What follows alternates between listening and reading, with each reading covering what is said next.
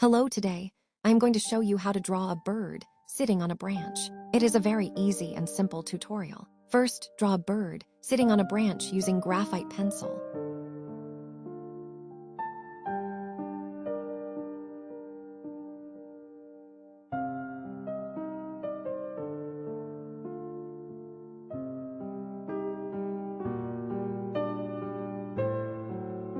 Now wet the paper with water, except the bird. Then apply a dilute gray-blue watercolor paint. Also apply a shade of yellow color. Now dry it using a hair dryer.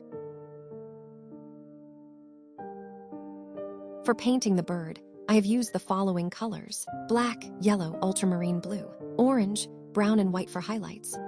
The brushes used are Hake 1.5 cms, round tip brushes size 6, 10, and a fine liner brush. The paper is a rough 300 GMS.